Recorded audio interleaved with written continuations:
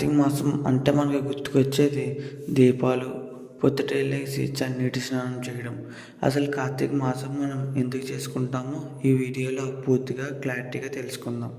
మనం దీని గురించి తెలుసుకోవాలంటే స్కంద పురాణంలో కార్తీక అనే భాగం నుండి తెలుసుకోవాలి. ఈ కార్తీక మాసంలో శివకేశవునిద్దరిని ఎంతో ప్రీతివంతంగా కొలుస్తారు. దానికి కారణం స్వామి దీక్ష కార్తీక మాసం నుండే మొదలు పెడతారు. శ్రీ మహావిష్ణువు రావణ శుద్ధ ఏకాదశి నాడు యోగనిద్రకు వెళ్ళి మళ్ళీ తిరిగి కార్తీక శుద్ధ ఏకాదశి నాడు మేలుకుంటారు. తులసీమాతను కూడా ఈ కార్తీక మాసంలో దీపారాధనతో ఎంతో బాగా చక్కగా అలంకరించి పూజ చేస్తారు. దానికి కారణం శ్రీ మహావిష్ణువు శాలిగ్రామం రూపంలో ఉన్నప్పుడు తులసీమాతకు దగ్గరగా ఉంటానని మాట ఇస్తారు.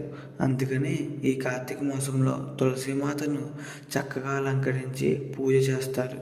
అంతేకాదు ఈ కార్తీక మాసంలో శ్రీకృష్ణుడిని దామోదర అనే పేరుతో పిలుస్తారు.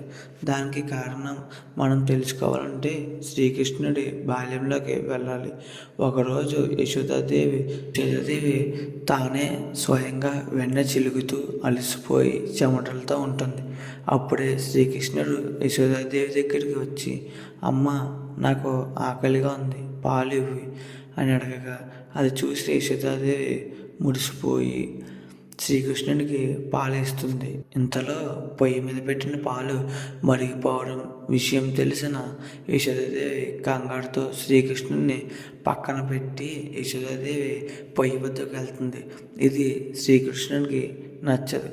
దానితో శ్రీకృష్ణుడు అక్కడున్న వెన్న కొండలను రాయితో కొట్టి అక్కడున్న వెన్నను తిని అలా పారిపోతూ ఉంటాడు. అంతలో యశోదాదేవి ఆ ప్రదేశానికి వచ్చి శ్రీకృష్ణుడిని వెతుకుతూ ఉంటుంది. శ్రీకృష్ణుడు ఎక్కడ చూసినా యశోదాదేవికి కనిపించడు. దానితో యశోదాదేవి కంగారు పడి వెతుకుతూ ఉంటుంది. ఇంతలో శ్రీకృష్ణుడు ఒక గదిలోకి వెళ్ళి పైకప్పుకి వేలాడదీసి ఉన్న వెన్నను ఒక రోకలపైకి ఎక్కి తింటూ ఉంటాడు. అది చూసిన యశోదాదేవి మందలించకపోతే శ్రీకృష్ణుడు ఆగడాలు ఎక్కువైపోతాయని చెప్పి వెళ్తుంది. తర్వాత మళ్ళీ యశోదాదేవి మందలించడం ఎందుకు, తాడుతో కడద్దామని ఆలోచించి శ్రీకృష్ణుడు వెనుక పరిగెడుతూ ఉంటుంది. అలా ఎంతసేపు పరిగెత్తినా శ్రీకృష్ణుడు యశోదాదేవికి దొరకడు. అలా కొంతసేపటికి పరిగెత్తగా యశోదాదేవి ఆవేశం వచ్చి కింద పడిపోతుంది. అది చూసిన శ్రీకృష్ణుడు యశోదాదేవికి వచ్చి దొరికిపోతాడు. వెంటనే యశోదాదేవి శ్రీకృష్ణుడిని పట్టుకుని అక్కడ ఉన్న తాడుతో రోకలకి కడదామని ప్రయత్నిస్తుంది. అలా ప్రయత్నిస్తుండగా అక్కడున్న తాడు 2 అంగుళాలు తక్కువ అవుతుంది. అందుకని ఇంకో తాడుని తెచ్చి జత చేసి 2 కలిపి కడదామని అనుకుంటుంది. అలా ఎన్ని తాడులు తెచ్చి జత చేసినా 2 అంగుళాలు తక్కువ ఉంటుంది. అది అర్థం కాదు యశోదాదేవికి. ఇంకా శ్రీకృష్ణుడు ఎందుకని చెప్పి తన మాయలు ఆపివేశారు. ఇక్కడ నుండే శ్రీకృష్ణుడికి దామోదర అని పేరు వచ్చింది. తాడుకు మరో పేరు దాము, నడుముకి మరో పేరు ఉదరం. అందుకనే శ్రీకృష్ణుడిని దామోదర అనే పేరుతో పిలుస్తారు. అసలు శివుడికి సోమవారం అంటే ఎందుకు అంత ఇష్టమో తెలుసుకుందాం.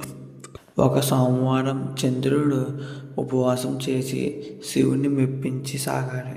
అందుకు శివుడు చంద్రుడి వద్దకు ప్రత్యక్షమై నీకేం కోరిక కావాలో కోరుకో అని అంటాడు. దానితో చంద్రుడు తన శాప విమోచనకంగా తనని అర్ధచంద్రాకారంగా చేసుకుని తన నెత్తి మీద ఉంచుకోమని శివునికి చెప్తాడు. దాంతో శివుడు చంద్రుడిని అర్ధచంద్రాకారంలో చేసుకుని తన తలపై ఉంచుతాడు. ఇదే ఉదాహరణగా చేసుకుని సోమవారం నాడు ఉపవాసం చేసి శివుణ్ణి ఎవరైతే బాగా పూజ చేస్తారో వాళ్ళ కష్టాలన్నీ తీరుతాయని మనం భావిస్తాం. ఇప్పుడు అసలు కార్తీక మాసం వెనకాలన్న సైన్స్ ఏంటో తెలుసుకుందాం. ఈ కార్తీక మాసం వచ్చేసరికి చలి స్టార్ట్ అవుతుంది. అందుకని చలితో పాటు సూర్యరశ్మి వెలుగు తగ్గుతుంది. ఆ వెలుగుని మనం పెంచడానికే దీపాలని వెలిగిస్తాం. చన్నీటి స్నానం చన్నీటి స్నానం వల్ల ఎన్నో సైంటిఫిక్ రీజన్స్ అండ్ బెనిఫిట్స్ ఉన్నాయని మన పూర్వీకులు మరియు శాస్త్రవేత్తలు నిపుణులు చాలామంది చెప్తూ వచ్చారు. ఇంకా ఈ ఉపవాసం ఉండడం వల్ల ఇమ్యూనిటీ మరియు డైజెస్టివ్ సిస్టమ్ బాగా పనిచేస్తుంది. వనభోజనాలు మనం చెట్ల మధ్యలోకి వెళ్ళి తింటాం. దానికి కారణం ఆ చెట్ల నుండి వచ్చే ఆక్సిజన్ని మనం డైరెక్ట్గా తీసుకుని మన ఊపిరితిత్తులు బాగా పనిచేస్తాయి. Thanks for watching. For more videos, subscribe my channel.